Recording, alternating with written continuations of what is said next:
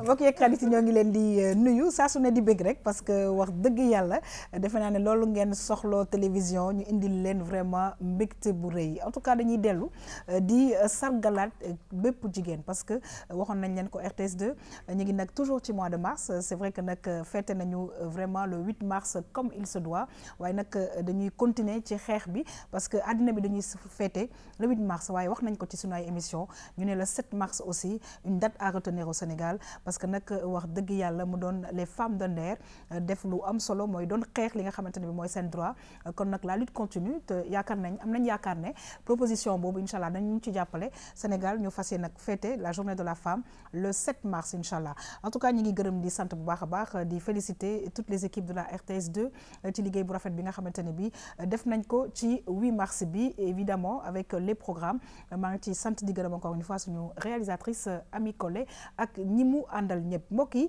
ñu ñëw ak yéen nag ci émission tam-tamu tey bi ànd ci ak njëkkee ci madame Awa Ndiaye Diop mi nga xamante ne bi madame Awa Ndoye Diop alors je dis toujours Ndiaye Diop je sais pas pourquoi madame Awa Ndoye Diop nga xamante ne bi moo ñëw ak ñun ci éducation et civisme mbokk yi mu ñëw ak ñun ci lu am solo ñu ne place su téere ci bibliothèque ci biir li nga xamante ak bibliothèque ci biir éducation danañu ko indil ay leeral ba ci kanamee mbokk yi ak suñu invité mën a jógee ci loolu dañuy ñëw ak yéen ci ijab du jour ànd ci ak suñu xarit mage la magique mage mu ñëw ak ñun ci démonstration mbokk yi ñu jeexale nag saa su ne le vendredi dañuy kontaan lool di feggoo ak tonton Lamine Ndiaye parce que nag wax dëgg yàlla ñamu ñuy indil dañ leen di gëj a gis ba pare doon bëgg a xam ay mbir ci ñoom mu dem indil ñu ko moo tax vraiment ñuy kontaan ci ñoom benn invité bu nga xamante ne bi artiste comédien la vraiment Sénégal ñu bëri en tout cas seetaan nañ ko xëy na xale yi mujj xëy na xamuñu ko waaye danañu ñëw ci moom ñu gën a xam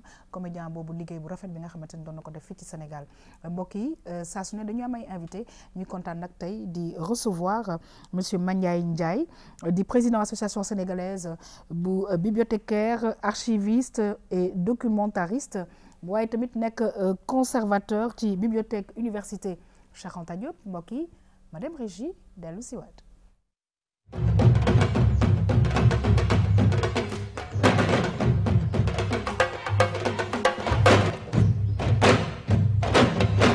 waaw mbokk yi nag dafa mel ne Sénégal kal daf fi nekk lu doy waar te xam naa ne maa ngi wax Awa Ndiaye Diop waaye defe naa ne Diop beeg Ndiaye bi ay kal lañ waaye dafa fekk ki nekk suñu plateau tey Awa Ndoye toftal ci Diop ñoo ngi lay nuyu di la dalal jàmm c'est toujours un énorme plaisir de te recevoir ma topp ci Ndiaye Diop bi rek. loolu de ma xew a jaaxal te vraiment nag bi Ndakaaru sante Diop saako ceeb daan maye ceeb.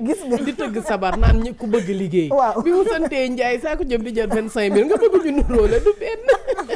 affaire de kal la. mi ngi noonu ñoom xam nañ sax.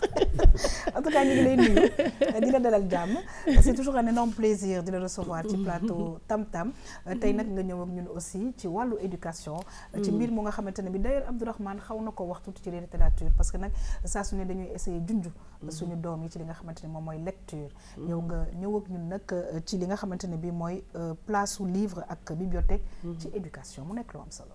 waaw mu nekk lu am solo mooy nuyu déjà ñi ñu bokkal plateau bi yëpp monsieur Mandiaye Ndiaye président ASBAT mage magique tonton di la nuyu yow tamit c'est toujours un plaisir de partager ak yow plateau bi parce que tu nous donnes la joie de vivre comme j'ai l'habitude de le dire di nuyu téléspectateurs yi ñuy seetaan tey thème bi di leen ci gën a xuus parce que ki ñu invité j'ose espérer que ni dina satisfaire public bi yëpp parce que importance bi mooy place su téere comme ni nga ko waxee si yaru gone yi si yaru nit sax laay wax du ma wax gone si yaru nit ban place la ci am donc bu ñu duggee si thème bi dinañ ci gën a mën a développer te nag mu nekk bépp téere parce que bépp téere si kàllaama gu nekk très très bien bépp téere si kàllaama gu nekk parce que du nasaraan gi kese très bien tey nag ak man nga matchel je comprends pas même semaine passée aussi seetlu nga ko d'accord kon léegi da nga féete beneen côté est-ce que du yéen a may woo par hasard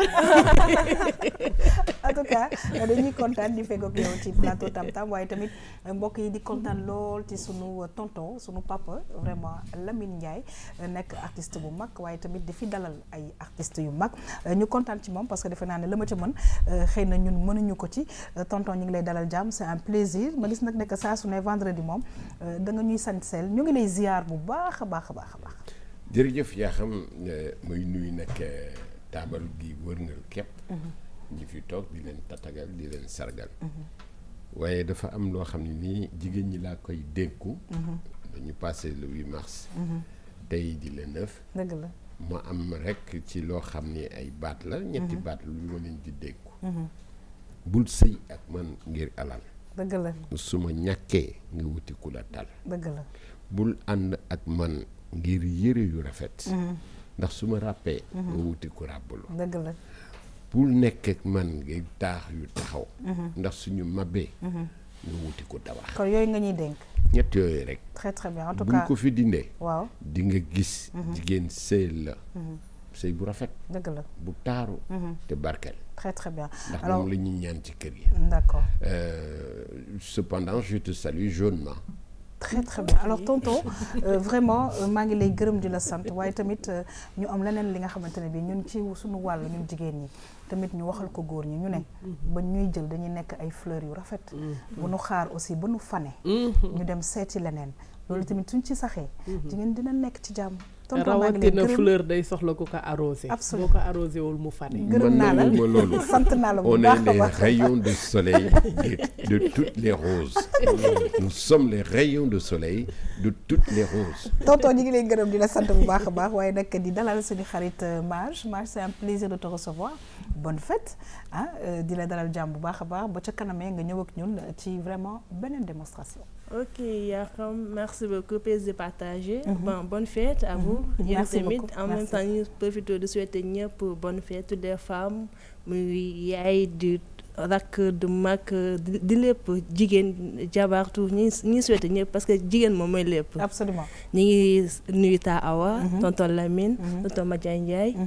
bon bi ci kanamee incha allah dinañ ñëw ci beneen ijab bu gën a yomb te rafet macha allah. très bien en tout cas ñu ngi kontaan aussi di feggoo ak ki nga xamante ne bi mooy sunu invité tey sànq maa ngi koy wax mi monsieur Mandiaye Ndiaye di président association sénégalaise des bibliothécaires archivistes et documentaristes ASBAD waaye tamit conservateur fële ca université Cheikh Anta Diop bu bibliothèque bu mag boobule ñoo ngi lay nuyu di la dalal jàmm c'est aussi un plaisir ñu dalal la fii ci plateau Tam Tam.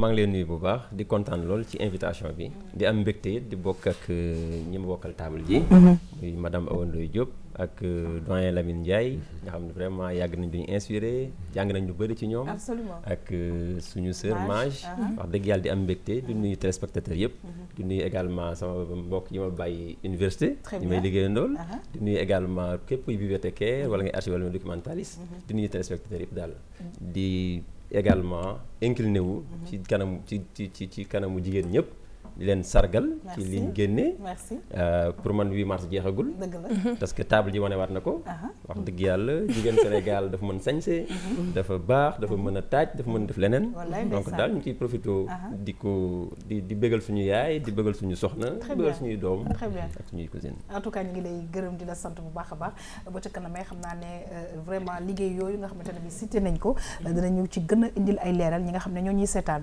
mbokk yi justement ñu ñëw ci li nga xamante ne bi moom mooy éducation et civisme tey nag ñu ñëw ci wàllu éducation sànq maa ngi koy wax ñu ne place su téere ci bibliothèque ak ci li nga xamante ne bi moom mooy éducation mbokk yi ñu dem xool lan nañu ci Awa Ndoye Diop ak équipe bam indil dellu si mën a yaatal waxtaan bi.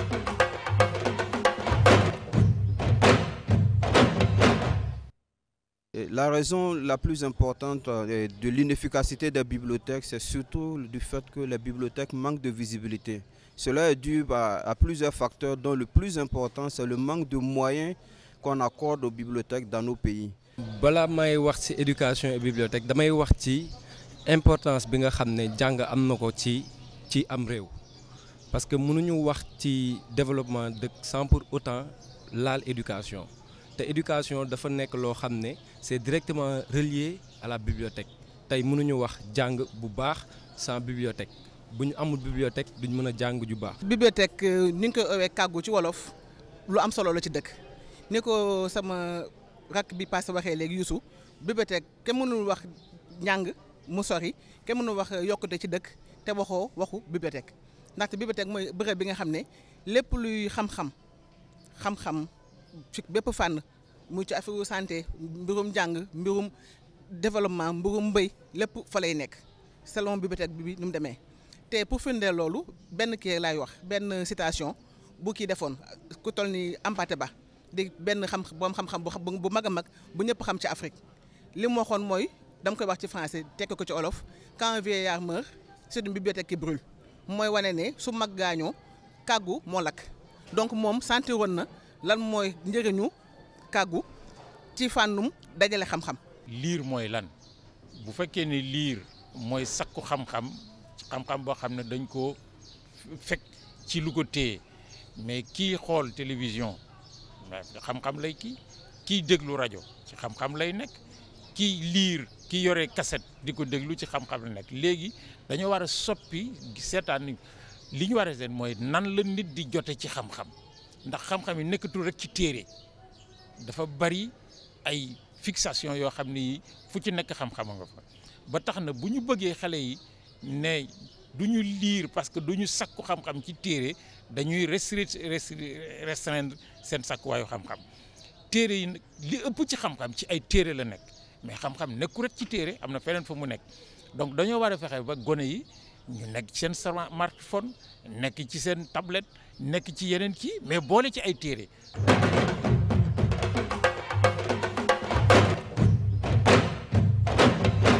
ngi gërëm nag intervenant yëpp c'est vrai que nag di ci boole téere dafay am solo lool comme ni ma ko waxee am na yeneen ni jumtukaay yu nga xamante ne bi mën nañ fa jëlee xam-xam waaye nag maa ngi dégg te ñëw na plusieurs fois ñu ne éducation dafa lëkkaloo ak li nga xamante ne bi moom mooy bibliothèque.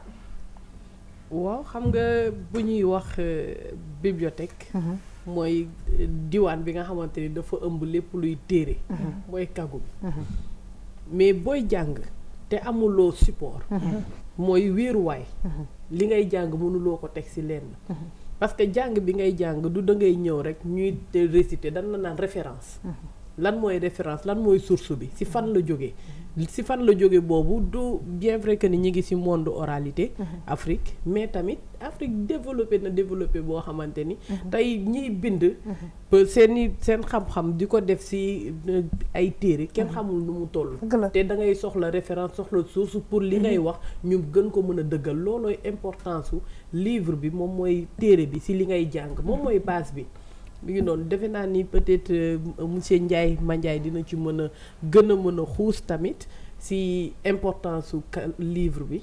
laata ñuy ñëw ci loolu man dama gis ne que sànq xam naa téléspectateurs yi ñu ngi naan voilà il faut que ñu jéem ñoo tekkil bibliothèque lan la archive lan la ak documentation lan la ak conservateur fële ca université Cheikh Anta Diop loolu lépp lan la parce que defe naa dina am solo ci ñi nga xamante ne bi noonu ñuy seetaan.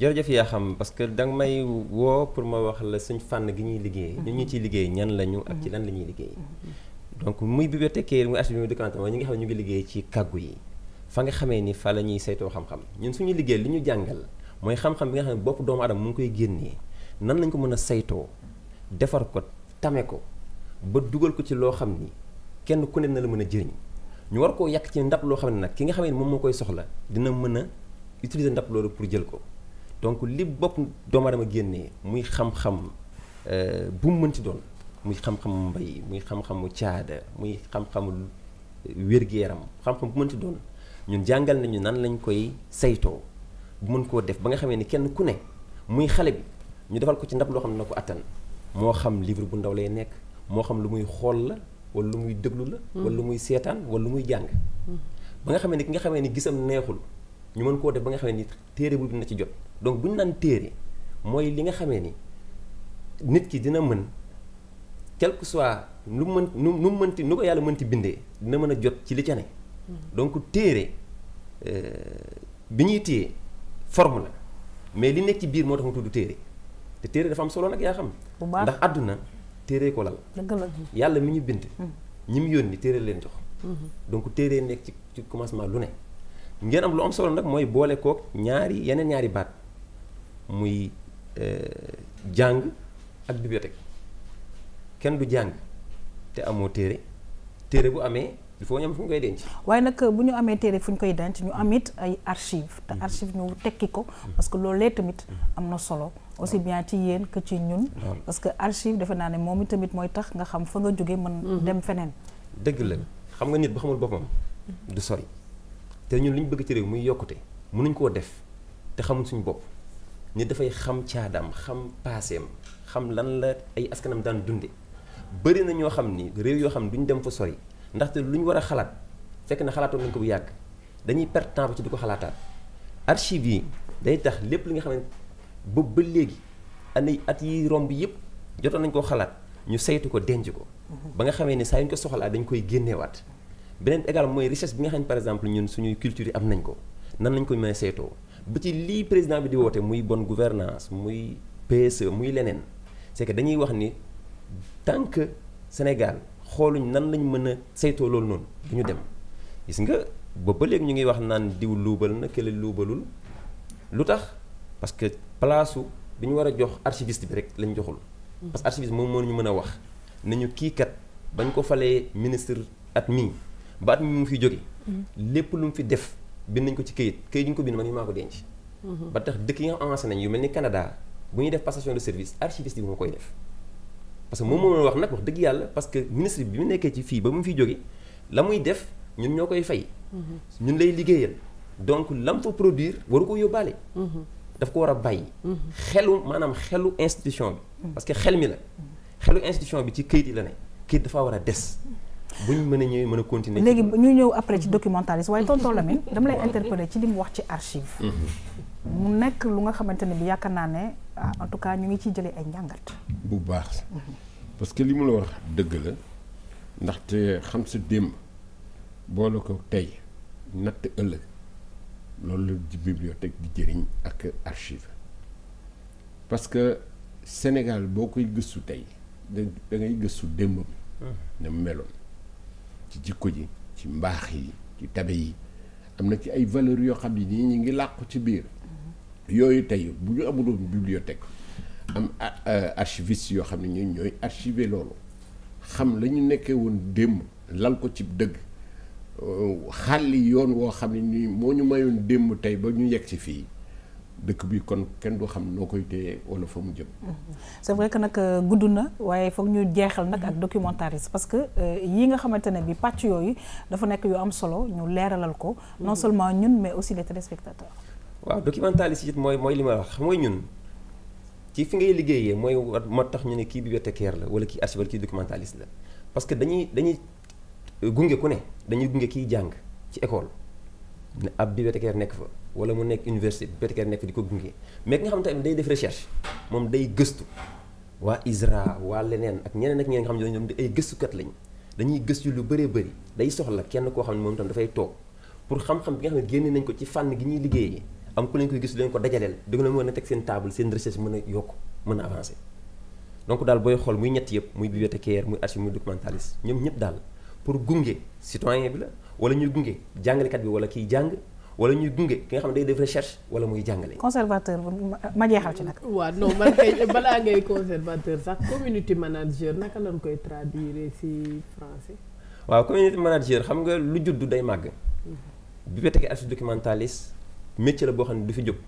mais fi mu toll nii ak caada yi xew ak lu yu bees yi génn.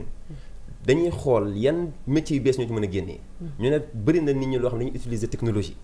donc dina baax également bibliothécaire mën a xool wala documentaire wala ki nga xam ne spécial information la nan la mën a gungee ki nga xam ne mu ngi def dara boole kook technologie.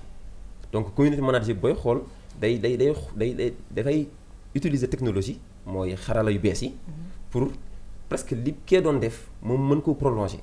mën ko ci dimbale ci image mën ko ci dimbale ci génneel ko leneen mën ko ci dimbale également ci saytu nan lay utiliser loolu mën ko ci dimbale ci waxinam ak leneen ak leneen. ngir yokkute. waaw dama bëggoon rek attirer en fait attention publique bi que ni l'archiviste c'est l'archiviste du 21e siècle moom la ñuy wax community manager ñu bëri ñu ngi ciy juum di jël informaticien di ko def community manager mais le community manager mooy nit ki nga xamante ni mën na saytu information traiter ko génnee la bonne information parce que traiter information ak génnee bonne information du benn. très très bien donc loolu noonu bibliothécaire archiviste documentaliste moom moo la ko mën a génneel moo tax ñu naan le community manager c'est l'archiviste du 21e siècle.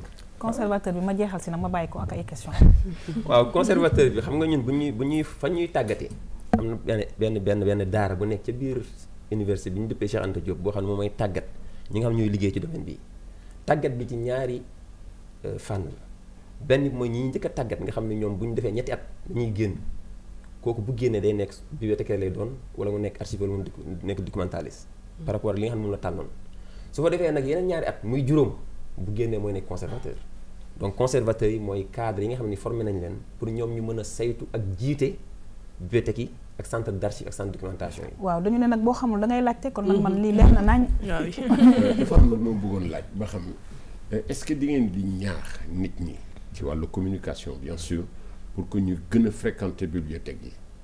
waaw ci lañ dëkk fi may wax ak yooyu nii ci hôtel Al Alfifa depuis démb ñu ngi fa dajale ñoo xam ni ñu ngi jógee Sénégal ak ñu jógee Mali ak Côte d'Ivoire ak Guinée-Bissau ak kenn ci tàggatkat yi ay sénégalais lañ mais am na ci kenn tàggatkat ku jógee Cameroun koo xam ni seen formation li ñuy def mooy dañuy former bibliothécaires yi ak archivistes documentaires pour ñu gën a ñaax daan nañu ko def pour ñu gën a ñaax nit ñi wan leen lan la bibliothèque ak archivistes documentaires mën a indi ci société bi nan la mën a continuer gunge citoyen bi parce que dañuy wax ne ñun suñu métier yi li tax mu am solo mooy ñun bu nit ki juddoo ñoo koy gàttandu ba bu muy dugg bàmmeel bu juddoo day sox extrait de naissance pour wane ni moom juddu na ñëw na ñun ñoo koy garder buy dugg école da koy soxlawaat li muy produire dañ koy topp di ko topp certificat de mariage ak leneen ak leneen ak leneen loolu yëpp archive la ba bu muy génn àdduna même balaa ñu koy denc sax il faut ñun ñëw taxaw nañ génnee acte de décès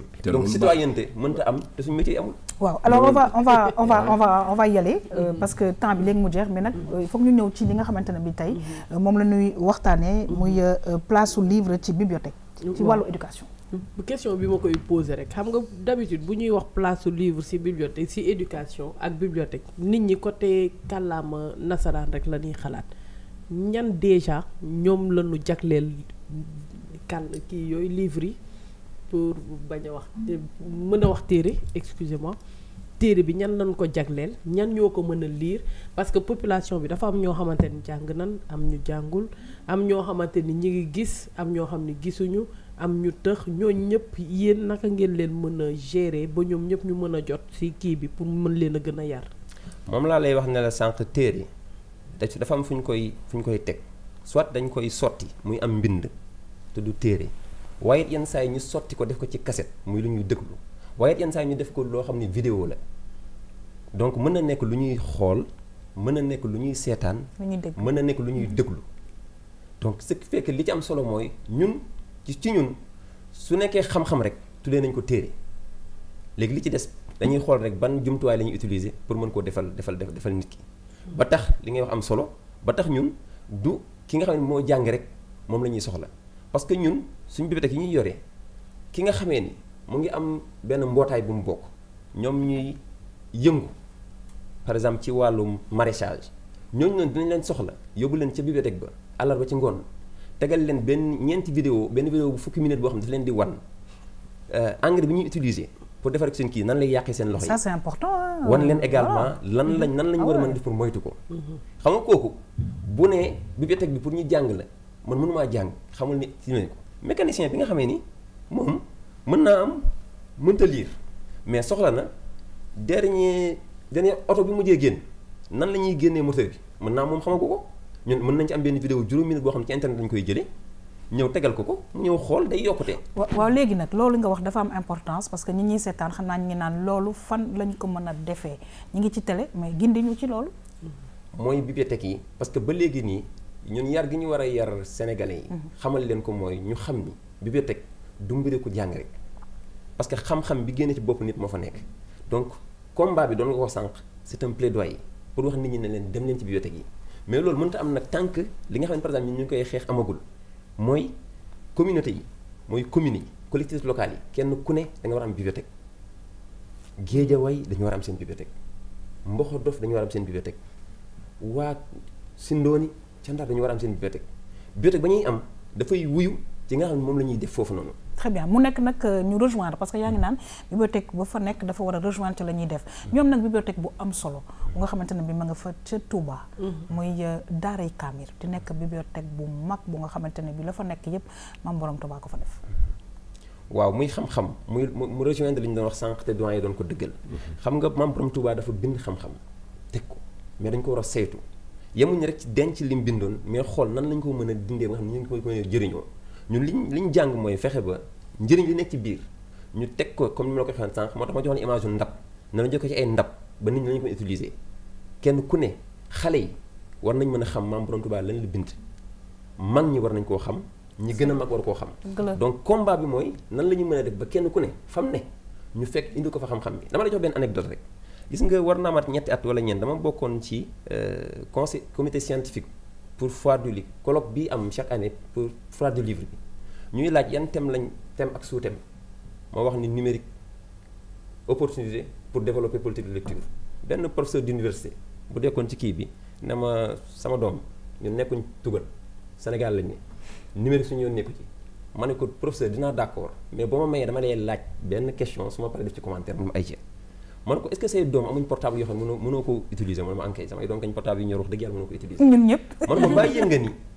seen œuvre au programme maanaam téere bi nga xam ne moom lañu leen def moom lañu ko war a jàngee ki nga xam ne par exemple Mariama ba la war a lire mooy œuvre au programme am ma ne ko bàyyi nga ni mën koo lire loo ci ñaari fan waaw mu ne ma nan ma ne ko da nga koy jël dem ñu li ñu tuddee ñun numérisation mooy ñu sottil la ko ba def ko numérique dëgg la ma ne ko bu ñu ko numériser nga envoyé ko wala nga jox ko ci clé mu dugal ci portable nga ne ko gis nga kii soo ko liirul fii ak fukki fan damay nangu sa portable ma ne ko fukki fan ko wax ñaari fan gis nga booy dawal sa oto di ko yóbbu école dina lire benn chapitre nga jëli ko muy ñibbi mu lire beneen ñaari fan mu ñëw ne la papa lire naa ko te nag ci seen xarale yi nga xamante ne bi ñoom moom la ñu miin pour dire en fait que pour wax rek bi mu waxee loolu ma ne ko nag li tax ma la koy wax mooy fi mu dina ko lire te boo ko laaj nga xam lire na ko ma ne ko xamal tax mu lire ko da nga koo fekk fi mu toog fa mu nekk moom nga jox ko boo ko bëggee lire loo fekk ko moom mu nekk ci biir ay jeu am nekk ci biir portable nga bëgg ko bàyyiloo portable jëlloo ko livre bi amaana du ko gaaw a lire mais boo jëlee livre dugal ko ci biir portable am moom da koy lire parce que da nga koo fekk foofu donc bataille bi yaa xam c'est une bataille de contenu absolument donc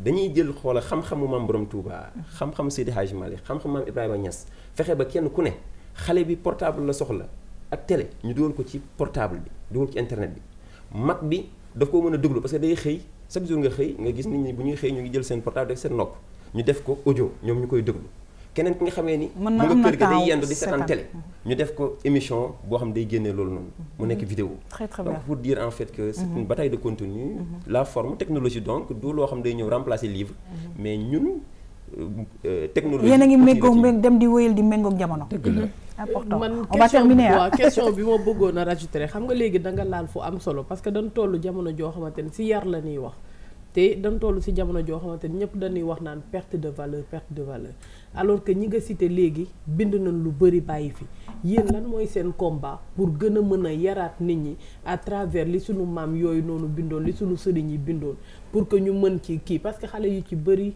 mag yu ci bëri sax par yenn saa yi dama koy wax xaw nañu réer parce que xamatuñu li fi sunu maam yi bàyyi woon te archiviste mooy koo xamante ni day garder patrimoine pour bu ko nit ñi soxla wi mu génneewaat ko lan moo ciy seen cër. suñu cër de mooy développer éducation rek parce que xam nga da nga ko wax sànq mënuñu wax éducation te waxuñu bibliothèque mënuñu wax bibliothèque te waxuñu téere nan lañ mën a def nag ba téere yi nekk ci biir bibliothèque yi nan la ñu mën a ba nit ñi mën a utiliser bibliothèque yi donc muy combat boo xam dañ koo bokk ak autorités yi dañ koo bokk ak collectivités locales yi dañ ko bokk ak également askan bi te kat Nelson Mandela doon na ko wax Nelson Mandela nee na arme bi gën a maanaam ngànnaay bi gën a fort am doole mooy am njàng te moom dafa wane foofu laay jeexalee dafa wane njëriñu téere xam nga koo xam tëj na la ñaar ko teg juróom nga génn nekk président de la république jiite réew bi ñuy xool secret bi ñu ne kii la moo tax ñaar ko teg juróom ñu laax ko jant bi xamul li xew ci réew mi xamul li xew ci àdduna bi mu génn nekk président boo xam li mu def yëpp dafa sotti bi ñu xoolee kii bi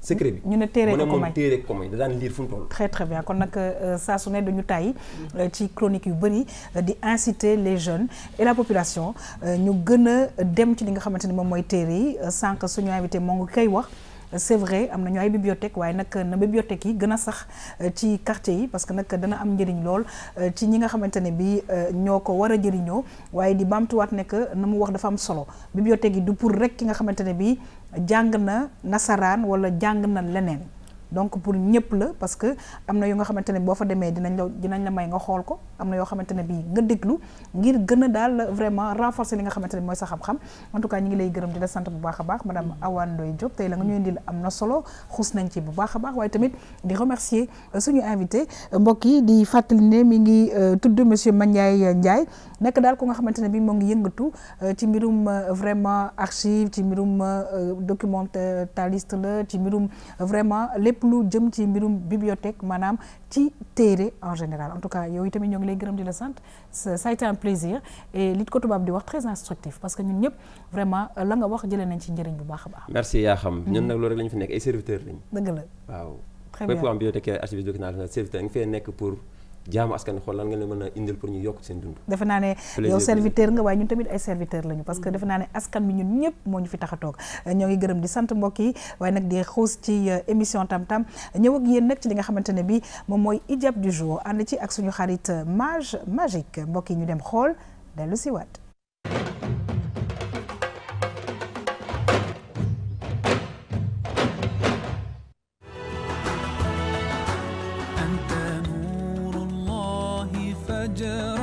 جئت بعد العسر يسرا ربنا أعلاك قدرا يا إمام الأنبياء أنت في الوجدان حي أنت للعينين ضي أنت عند الحوض ري أنت هاد وصفي يا حبيبي يا محمد يا نبي سلام عليك يا رسول سلام عليك يا حبيب سلام عليك صلوات الله عليك يا نبي سلام عليك يا رسول سلام عليك يا حبيب سلام عليك صلوات الله عليك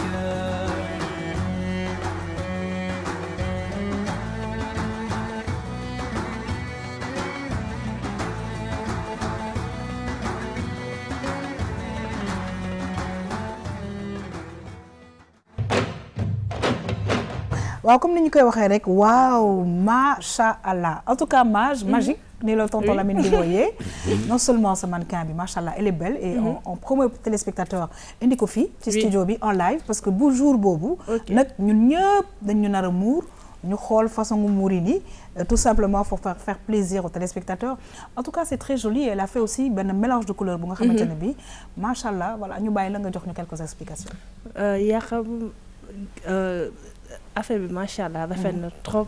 boo xoolee mu ngi de col bi comme genre bi rouge bi mel nii la même ñoo bokk même span rouge bi nii la mel. bonnet la njëkk a jiital. d'accord les bonnet bi fii nii dafa am kii agent doré. d'accord kii la dafa am ay agent yi nekk ci biir rouge bi. ok moo gën a tax rouge bi mu def ak col bi duñ benn. moo day gën a génnee col bi te pourtant c'est facile doo fi nekk di rey sa bopp. da ngay def bonnet bi def ko ci rek def kagun déjà dafa njëkk a jiital kagun. def bonnet bi. jël col bi def col ko c'est très simple. très très bien ni la koy takkee ba pare teg ko ci kaw quoi c'est-à-dire que là on a une superposition de plusieurs couleurs en fait. oui d'accord c'est très simple. très très bien après nag mu jël couleur bu nga xamante ne bii. moom la ànd na ak ay yéreem bi mu mais superposé ko en tout cas ñu laaj tout de suite sunu invité lan nga gis ci. vraiment hijab bi nga xamante ne bi vendredi bu jot RTS2 da koy indi. macha allah rafet na yiw na xam nga man oustaz la imam la. ah d'accord waaw donc daf may neex lool. donc hijab bi macha allah. rafet na yiw na. tout à fait te man damay wax jigéen Sénégal dafa rafet. donc bu ci boolee muuru xam nga muuraay dafa rafet. xam nga li nga fekk vitrine. bëgg la donc day dolli jigéen. da koy dolli gëdd. contrairement à li nga xam tubaab moom la ñu bëgg a gëmloo. comme quoi que muuraay daf lay màgget la wala déedéet. non pas du tout. ok mais maa ngi lay jox rendez-vous danaa muuru ci plateau bi di nga gis. macha allah day baax. naa jox naa la rendez-vous tonton la mel. man damay préparer jàllaabe ndax man buñ ma muuree dana ëpp solo. yow yaa wax léegi ne ñëpp dañuy muur. jàllaabe lay xuti. si benn mbaxal marok bu baax. balaa ñu may tuddee ñooñu. parce que loolu la yàkkamti xale bi bu doon puso wëñ du garaw. man félicitation rek laa lay wax. parce que quand même chaque vendredi. non seulement yaa ngi ñuy jàngal ci colub jigéen. nattuwaay ba ak tolluwaay ba fa mu toll. newul ne rek ni boo makki sa kanam diw ba nuroog xaw ma néew bu jëm fële. que di nga rafet.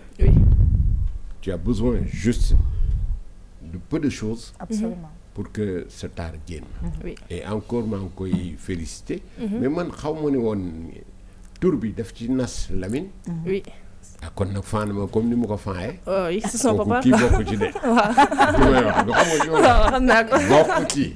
Voilà. En tout cas, Madame Awa Ndoye Diop, je pense que c'est un rendez-vous avec les téléspectateurs parce que tous les vendredis, ñu indil leen vraiment ay muuraay yu rafet.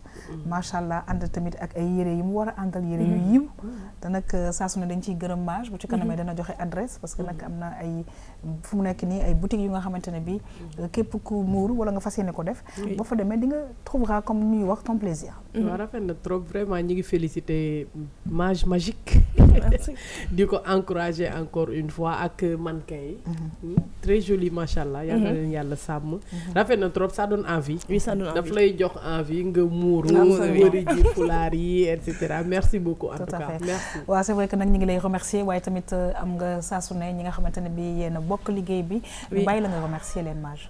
ok ñu ngi remercier ñëpp di remercier Idja Massour Djumafa Aydara moom mi ngi fii nii bopp la nekk boo ko bëggee jot da nga koy woo 77 567 83 21.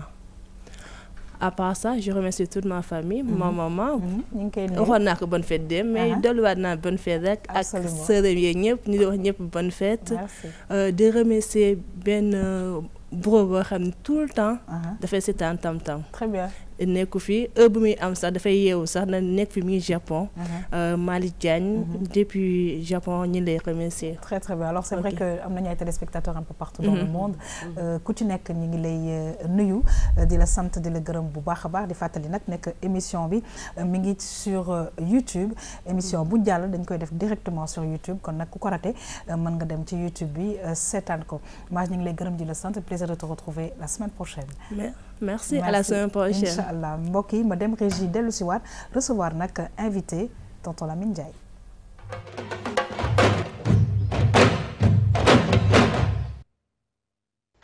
yàlla def na ci jàmm nag mu ngi nii du dëgg. jërëjëf Pape waaw vraiment Padre def nga lépp. amul solo def nga lépp lii daal. lii rek moom moo téewoon boo gisee marchandise yi moteuru gaal yeeg lépp. lii dong moo leen téewoon biir port. fi mu ne nii moom. xaaral ma defal la décharge. su ko defee. moo gën ndax jamono ji léegi dafa naqari. ah Matuka.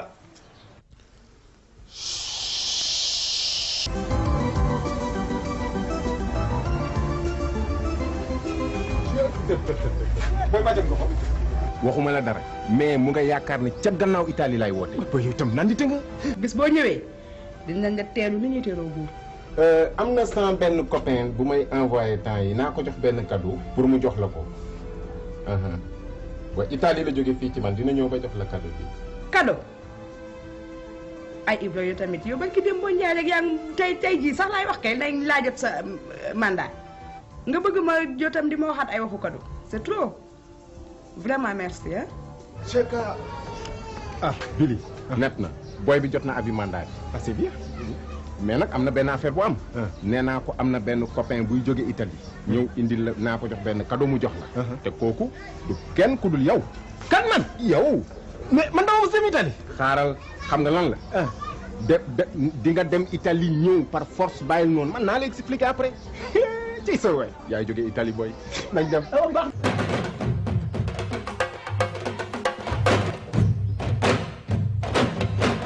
mbokk yi nag mu doon ay vraiment mbir yi nga xamante ne bi ay théâtre yu RTS daan génne mu nekkoon vraiment lu rafet nekk vraiment ay njàngat yu bëri ak vraiment li nga xamante ne bi ba léegi c'est d'actualité waaye xam nga li ma jaaxal tonton ah ñun de suñu invité bi bu mu yegsee nuyuwuñu sax ma ngay xool télé bi xanaa vous êtes nostalgique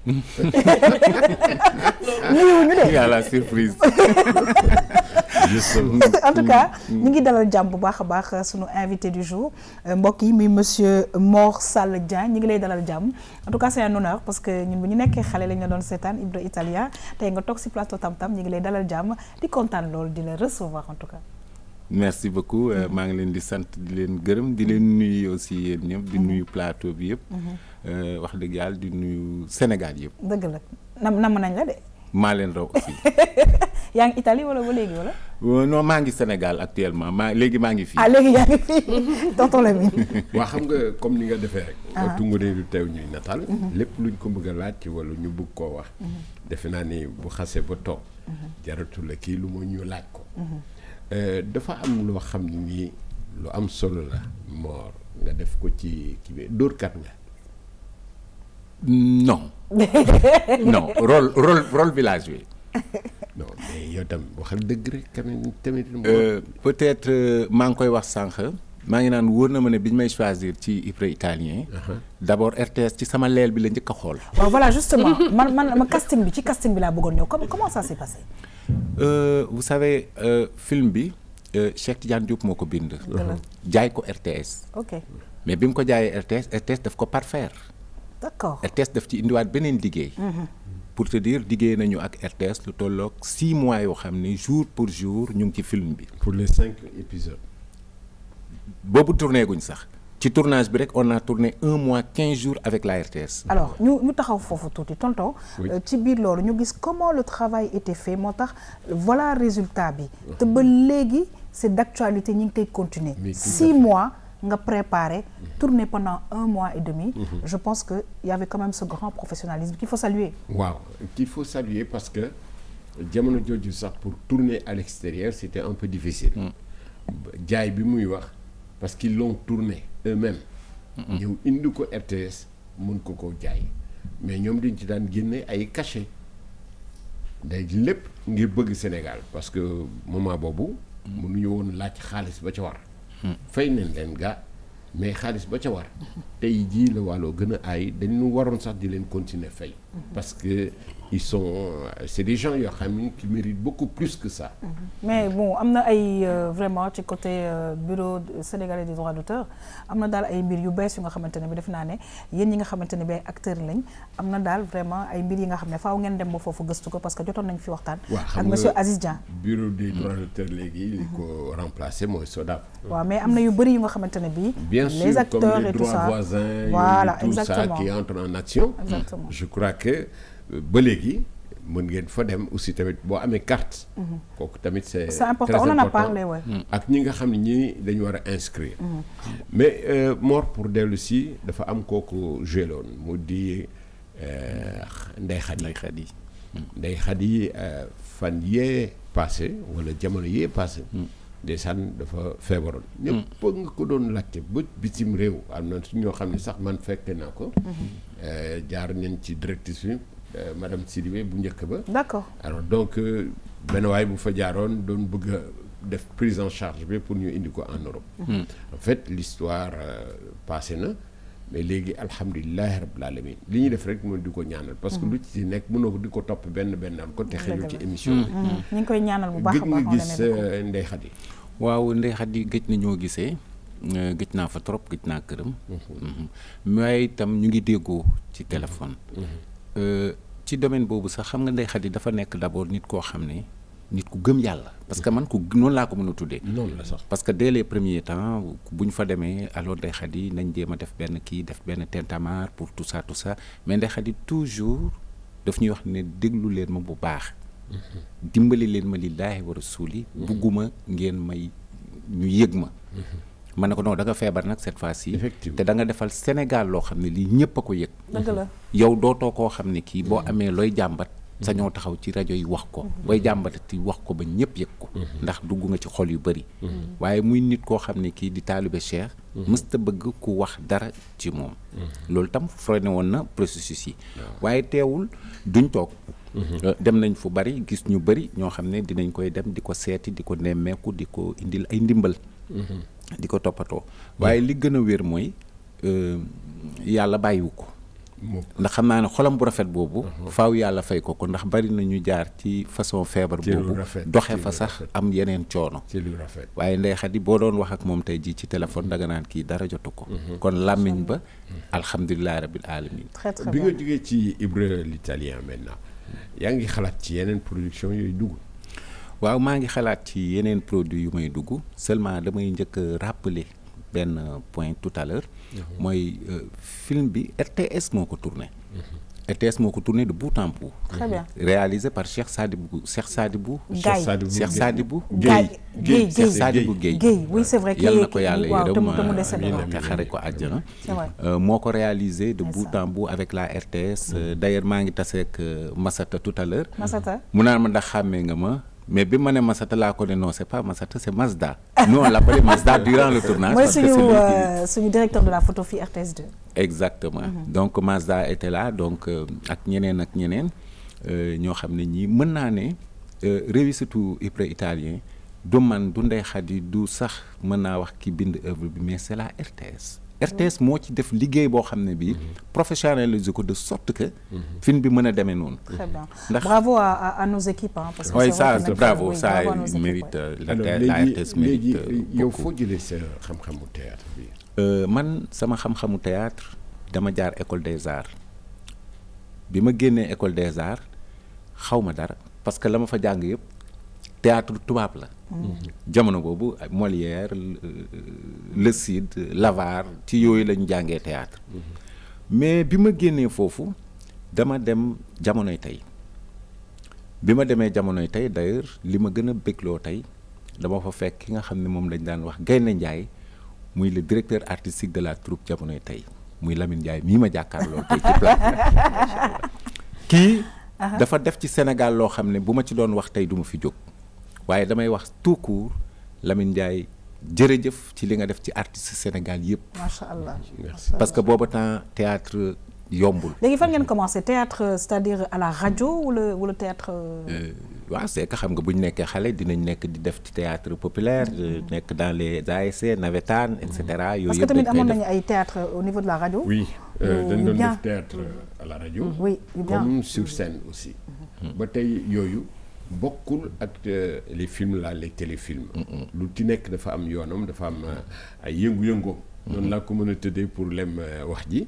mais moom ba mu fa nekkee ku sawar ci liggéey bi la woon ku bëgg liggéey bi parce que lañ fa daan def sax dañ dem bu dugg ci bale xam nga fecc day defar nit ci wàllu yaramam parce que la définition du théâtre c'est la règle des 3 P. Alors le plastique par exemple tu as besoin de travailler ton corps te fecc dafa bokk ci luy liggéey yaram. Très bien ñu ñëw nag ci Ibra Italien ban séquence yow moo la ci gën a marqué en tant qu'acteur. En fait quand je dormais avec Ndeye Khady à l'hôtel boobu ñu ngi yeewu le matin au petit matin mu naan ma mais qu'est-ce qui se passe là fu ñu toll nii ne da doon rêver que déjà elle était en Italie. Alors ci laa xam ni sama coup dugg na j'étais content ce petit matin là. mooy daal dóor bi jàpp na. mais bàyyi li xaalisam duñ ko laaj ak ñi nga laaj xaalis ñëpp ba léegi fayguloo leen. Non vous savez xam nga Sénégal dafa am ay problèmes yoo xam ne dañ fi nekk parce que kuñ dénk xaalisu natt nga defe ne yaa ko moom boo amee soxla faj ko ci. xaalisu jàkka dañ ne jàkka yàlla moo ko moom. alalu yàlla la mais bu ñu jox la xaalisu jàkka nga am say soxla bëgg ay gaali ay moteur ak yooyu nga dem def ko ci investir ko donc ku am soxla rek xaalis bu ñu la dénk alalu mbooloo bu ñu la ko dénkee mbooloo maa ko moom boo ca amee soxla waroo ci sax am soxla d'abord mais boo amee soxla bu ci xalaat mais fii Sénégal da ngay gis ku am soxla rek dem ca ka yor natt bi mu daldi la cay jëlal te loolu alalu mbooloo la alors yooyu problème ñoom ñoo ci nekk. Alors yéen da ngeen jiitu c'est-à-dire que da ngeen nekk tellement en avance parce que léegi génne nañ tur bi muy dóor alors que loolu yéen xalaatoon ngeen ko bu yàgg moo tax ma ne c'est toujours d'actualité en tout cas Ibra Italien. Oui vous savez moom moo ma jàngal dóor Lamine mii moo ma jàngal dóor parce que moi j'étais timide tout le monde xam na loolu ñëpp xam nañ ne man j'étais timide dama nekkoon ku xaw a théâtre day defar mais li mu wax tout à l'heure gis nga bi ma ñëwee man rythme daaw ma déglu sabar rythme xaw ma ko woon mais bi ma ñëwee jamonoy tey festival international am y avait que 3 danseurs il y avait Lamine Ndiaye il y avait Matar Diop il y avait Pape Thiam Matar Fall Pape Thiam et vous alors ils avaient besoin d'un 3e danseur. waaw ba nga ñëkkee fecc naka la demee.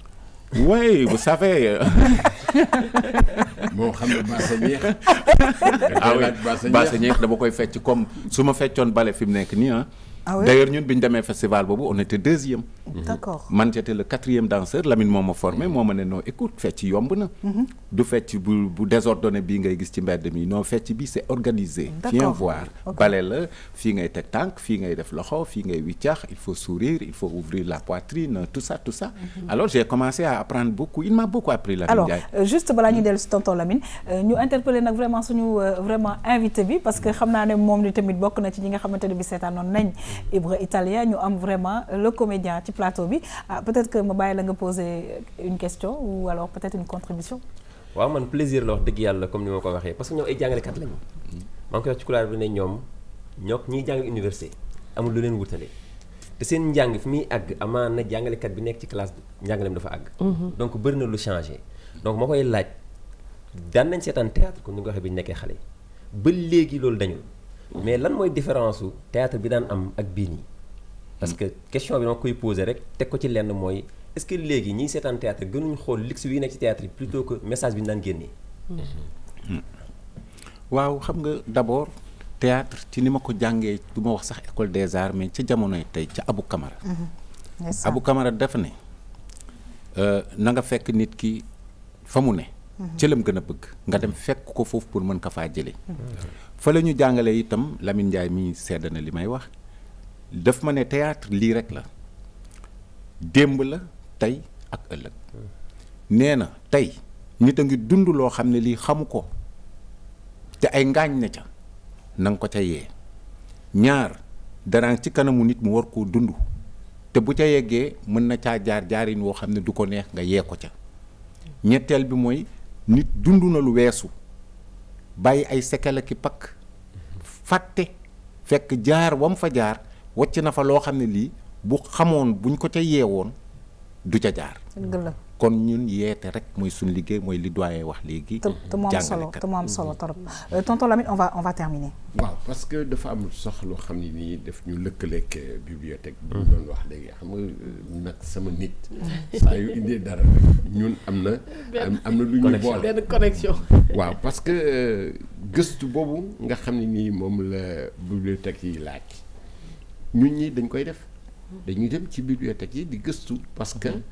bind nañ xam-xam goo xam ne ñun bëgg nañ ko jëriñoo mun koo wone sur scène alors faw ñu dugg ci bibliothèque bi jàng loolu indi ko sur scène jébbal ko nit ñi wala ñu indi ko ci film bi parce que booy seet muy Ibra l'Italien ba ci une si longue lettre téere la bu ñu bind ba nga gisee daree ko ci moo ko jël mais toi fakàll macha allah donc yooyu la ñuy def daanaka ñoo lëkkaloo. Très bien alors donc malheureusement nag temps bi permettre ñu xuus waaye tamit mu nekk aussi lu am solo di xaw a laal tuuti liggéeyu monsieur Mandiaye Ndiaye parce que tout simplement il a fallu que archives yi garder bu baax Ibra Italien ça fait combien d'années? 16 ans. Ça fait 16 ans. Il a fallu que ñu garder ko bu baax pour que ñu mun ci am un bout. ñu ciy nuyu nag service archive parce que RTS dafa am service archive ba nga xamante ne bi ñoom itamit ñu ngi fay denc lépp lu nga xamante ne bi jotoon na fi xew ci wàllu image ak son ci réew mi en tout cas. depuis 72. exactement tonton Lamine en tout cas ñi ngi lay remercier.